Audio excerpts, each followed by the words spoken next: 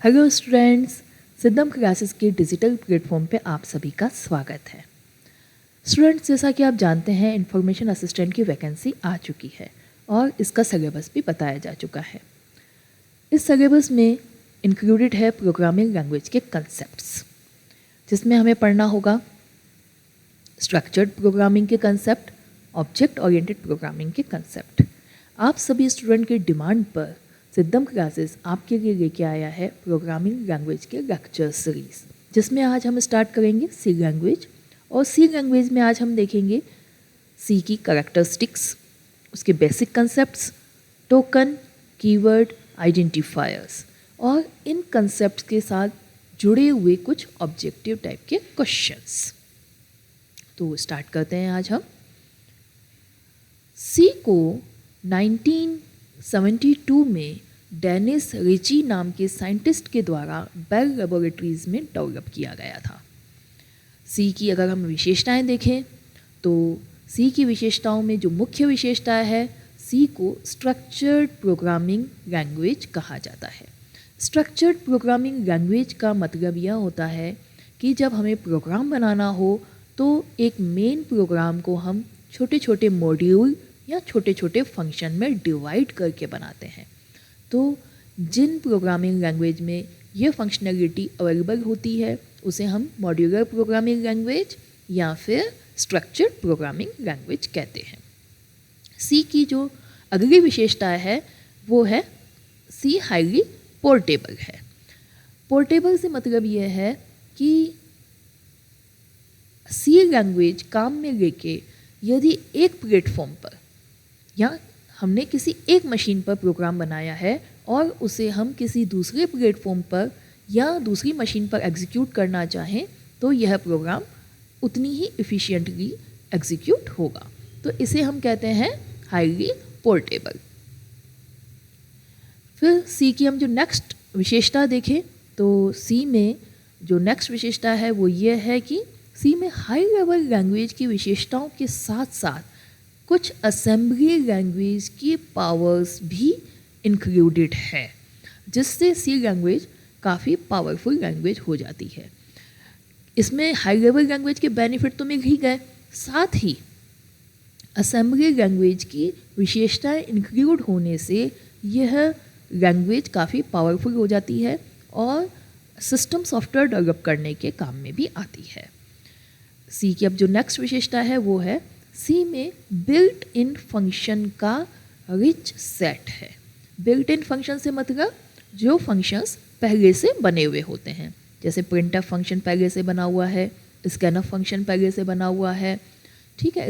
इसी तरीके से SQRT फंक्शन पहले से बना हुआ है, math.h फाइल में डिफाइंड है, ठीक है। तो सी में कुछ फंक्शन पहले से बने हुए होते हैं और उनको बिल्ट इन फंक्शन कहा जाता है और उसका भी काफ़ी अच्छा कलेक्शन है जिन्हें हम हमारी आवश्यकता के अनुसार काम में ले सकते हैं। सी की अगर हम नेक्स्ट विशेषता देखें तो यह सिस्टम सॉफ्टवेयर और बिजनेस पर्पस सॉफ्टवेयर या यूँ कह सकते हैं एप्लीकेशन सॉफ्टवेयर दोनों के लिए काम में ली जा सकती है। या सिस्टम सॉफ्टवेयर बनाने के लिए भी हम सी लैंग्वेज को काम में ले सकते हैं और बिजनेस पर्पस सॉफ्टवेयर बनाने के लिए भी हम सी लैंग्वेज को काम में ले सकते हैं। नेक्स्ट विशेषता कैरेक्टरिस्टिक्स अगर हम कहें सी लैंग्वेज की कि सी में डिबगिंग करना आसान होता है। डिबगिंग करना आसान होता है, इससे तात्पर्य ये है कि सी में जब आप प्रोग्राम बनाते हैं तो प्रोग्राम में अगर कोई गलती है तो उसे ढूंढना आसान है, उसकी टेस्टिंग करना आसान है और मेंटेनेंस फ्यूचर में यदि प्रोग्राम में रिक्वायरमेंट के अनुसार कुछ चेंजेस वगैरह करने हो तो वो भी आसान होता है। तो हम एक बार रिवीजन ले लेते हैं सी की कैरेक्टरिस्टिक्स का। सी की जो कैरेक्टरिस्टिक्स हैं, सी को हम कहेंगे स्ट्रक्चर्ड प्रोग्रामिंग लैंग्वेज या फिर मॉड्यूलर प्रोग्रामिंग लैंग्वेज। सी पोर्टेबल है। सी में हाई लेवल लैंग्वेज के साथ साथ असेंबली लैंग्वेज की भी विशेषताएं हैं। सी में बिल्ट इन फंक्शन का रिच सेट पाया जाता है। सी लैंग्वेज के द्वारा सिस्टम सॉफ्टवेयर और बिजनेस पर्पस सॉफ्टवेयर दोनों बनाए जा सकते हैं। सी में डिबगिंग करना, टेस्टिंग करना और मेंटेनेंस करना आसान होता है। इसके बाद नेक्स्ट कंसेप्ट आता है सी में टोकन किसे कहते हैं? सी में जो स्मॉलेस्ट यूनिट होती है, या यूँ कह सकते हैं जो सबसे छोटी इकाई होती है, उसे हम टोकन कहते हैं। सी लैंग्वेज में टोकन कितने प्रकार के हैं, या जो भी आप लिखते हो जिसे आप आइडेंटिफाई कर पा रहे हो, या सबसे जो छोटी यूनिट है वो कितने प्रकार में डिवाइड की जा सकती है, तो उन्हें हम 6 कैटेगरी में डिवाइड करते हैं। Keyword, identifier, constants, strings, special symbol and operator. C के जो टोकन्स हैं उन्हें हम कैटेगरी वाइज डिवाइड करें तो 6 कैटेगरी आएंगी। Keyword, identifier, constant, string, special symbol और ऑपरेटर, जिनके एग्जांपल यहाँ सामने दिए हुए हैं। सी के कुछ कीवर्ड्स हैं, फ्लोट, इंटीजर, फोर एक्सेट्रा। ये कीवर्ड क्या गाएंगे? आइडेंटिफायर, जैसे वेरिएबल का नाम वगैरह जो आप देते हैं उन्हें आइडेंटिफायर्स कहते हैं। कॉन्स्टेंट्स, यहाँ एग्जाम्पल दे रखे हैं, 100 - 15.5, ये कॉन्स्टेंट के एग्जाम्पल दे रखे हैं। स्ट्रिंग्स के कुछ एग्जाम्पल दे रखे हैं। स्पेशल सिंबल्स, ब्रैकेट वगैरह, ये सब स्पेशल सिंबल्स में आएंगे जो सी में हम इंक्लूड करते हैं। तो एक ब्रैकेट को हम एक टोकन कहेंगे। इसी तरीके से जो ऑपरेटर है ये भी एक टोकन कहलाएगा। तो जो टोकन है उनको हम 6 कैटेगरी में डिवाइड कर रहे हैं और इन्हीं कंसेप्ट को हम और फर्दर और डिस्कस करेंगे। Keyword and identifier. कीवर्ड किसे कहेंगे और आइडेंटिफायर किसे कहेंगे? सबसे पहले तो हम ये देखते हैं सी में अगर हम कोई वर्ड लिख रहे हैं तो उसे या तो कीवर्ड या फिर आइडेंटिफायर में क्लासीफाई कर सकते हैं। अब हमें ये देखना है कि कीवर्ड क्या होता है। कीवर्ड में सी लैंग्वेज में कुछ वर्ड्स, 32 वर्ड्स पहले से सेलेक्ट किए जा चुके हैं और उनका मीनिंग फिक्स किए जा चुका है, जिन्हें आप बदल नहीं सकते। पहले से प्री डिफाइंड जिनका मीनिंग है उन्हें हम क्या कहेंगे? कीवर्ड कहेंगे, जिनकी लिस्टिंग हमने यहाँ दे रखी है।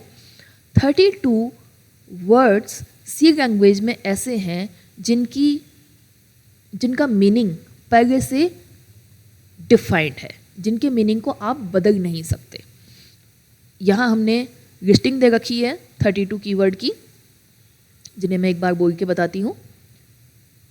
Character, integer, float, double, void. जो सी लैंग्वेज के 32 कीवर्ड हैं उनको हमने कैटेगरी वाइज डिवाइड किया है ताकि वो आसानी से याद हो पाए। यहाँ जो हमने कैटेगरी बना रखी हैं 12, ये लगभग किसी न किसी तरीके से डेटा टाइप से जुड़े हुए हैं। ये बेसिक डेटा टाइप होते हैं। Character, integer, float, double, void. फिर उसके बाद structure, union, annum. Structure, union, annum ये आपके डेराइव्ड डेटा टाइप हैं। फिर उसके बाद हम आगे बढ़ते हैं। शॉर्ट, लॉन्ग, साइंड, अनसाइंड, इन्हें हम कहते हैं क्वालिफायर। तो ये 32 कीवर्ड इस तरीके के हैं जो किसी न किसी तरीके से डेटा टाइप से जुड़े हुए हैं। इनको हम वापस से रिवाइज करते हैं। Character, integer, float, double, void, struct, union, annum, short, long, signed, unsigned. तो 12 कीवर्ड हमने इस तरीके से याद किए जो कि किसी न किसी तरीके से डेटा टाइप से जुड़े हुए हैं। फिर हमने कैटेगरी बनाई 12 कीवर्ड की दूसरी, जो कि किसी न किसी तरीके से कंट्रोल स्टेटमेंट से जुड़े हुए हैं। कंट्रोल स्टेटमेंट हम उनको कहते हैं जो कि या तो लूपिंग या फिर ब्रांचिंग के काम में आते हैं। Do, while, for, if, else, switch, case, break, continue, default, go to, return. ये सारे कीवर्ड एक बार आप रिवाइज करें। Do, while, for, if, else, switch, case, break, continue, default, go to, return. ये कीवर्ड किसी न किसी तरीके से कंट्रोल स्टेटमेंट कहे जाएंगे, या तो लूपिंग या फिर ब्रांचिंग से जुड़े हुए कीवर्ड्स हैं। उसके अलावा ये जो 4 कीवर्ड हैं ये आपके स्टोरेज क्लास से जुड़े हुए हैं। Auto, static, register and extern. इसके अलावा 4 कीवर्ड और बच जाते हैं जिन्हें आप अदर्स में डाल दें। Typedef, sizeof, volatile, const.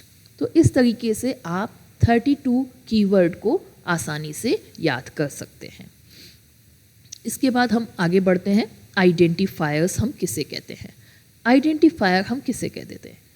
Identifier नाम से ही जैसे पता लग जाता है, आइडेंटिफाई करना, किसी को नाम देना, नाम से ही तो आइडेंटिफाई होता है। वेरिएबल, फंक्शन, अरे आदि को जो नाम दिया जाता है उसे हम क्या कहते हैं? आइडेंटिफायर। कॉमन रूप से आप चाहे वेरिएबल को नाम दे रहे हो, चाहे आप फंक्शन को नाम दे रहे हो, चाहे आप एरे को नाम दे रहे हो, आप जो नाम देते हो उसे आप आइडेंटिफायर कहते हो। Identifier refers to the name of variable, function and array. तो आप जो भी नाम दे रहे हो उसे हम क्या कहेंगे? आइडेंटिफायर। अब नाम देने के भी कुछ नियम होते हैं। नियम क्या है हम उनको भी देखेंगे। इसमें 5 नियम दे रखे हैं।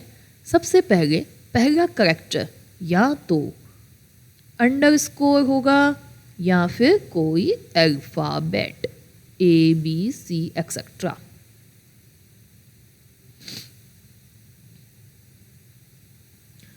इसके बाद हम आ जाते हैं सेकंड, नाम में आप लेटर ले सकते हो, डिजिट ले सकते हो, अंडरस्कोर ले सकते हो, लेकिन डिजिट से स्टार्ट नहीं कर सकते। जैसे हमने यहाँ नाम लिया है NUM1 A1, लेकिन अगर मैं चाहूँ मैं ऐसे लिखूँ 1A, तो ये आइडेंटिफायर का जो नाम दिया गया है ये गलत है, ये नहीं दिया जा सकता। A1 दिया जा सकता है पर 1A नहीं दिया जा सकता है। आइडेंटिफायर का जो नाम है 31st करेक्टर तक ही सिग्निफिकेंट होता है, महत्वपूर्ण होता है, या उसको 31st करेक्टर तक ही आइडेंटिफाई किया जा सकता है। कीवर्ड काम में नहीं लेने हैं, जैसे फॉर एक कीवर्ड है, ये आइडेंटिफायर में काम में नहीं लिया जा सकता। इफ एक कीवर्ड है, वोलेटाइल एक कीवर्ड है, इसको आइडेंटिफायर में काम नहीं ले सकते। इसके साथ ही वाइट स्पेस, जैसे हम AVG और बीच में स्पेस दे के लिखे एवरेज मार्क्स, तो क्या यह आइडेंटिफायर सही है या गलत? तो ये भी गलत है। इसमें आप वाइट स्पेस नहीं काम में ले सकते। तो इस तरीके से आइडेंटिफायर बनाए जाते हैं, जिसके नियम है फर्स्ट करेक्टर अल्फ़ाबेट होना चाहिए या अंडरस्कोर होना चाहिए, लेटर, डिजिट, अंडरस्कोर काम में लिया जा सकता है, 31st करेक्टर ही काम में लिए जा सकते हैं, कीवर्ड काम में नहीं ले सकते, बीच में वाइट स्पेस नहीं होनी चाहिए। अब हमने आज कंसेप्ट देखे कुछ, जिसमें हमने आज पढ़ा कीवर्ड्स, आइडेंटिफायर्स, कीवर्ड्स देखे हमने, आइडेंटिफायर्स देखे, और साथ ही हमने देखा टोकन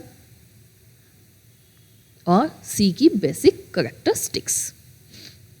तो इन्हीं पर बेस्ड, इन्हीं कंसेप्ट पर बेस्ड अब कुछ हम क्वेश्चंस करेंगे,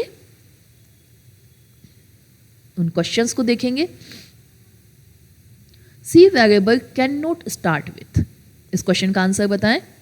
एक सी वेरिएबल किससे स्टार्ट नहीं हो सकता? अल्फ़ाबेट से स्टार्ट हो सकता है क्या?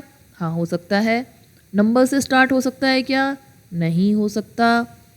Special symbol other than underscore, किसी स्पेशल सिंबल से स्टार्ट हो सकता है क्या? नहीं हो सकता।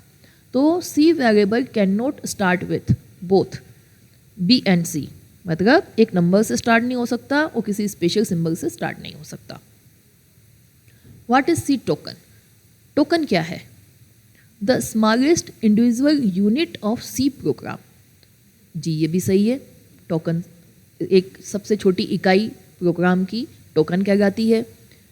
The basic element recognized by the compiler, C का टोकन सबसे छोटी यूनिट है जिसे कंपाइलर आइडेंटिफाई करता है। जी हाँ ये भी सही है।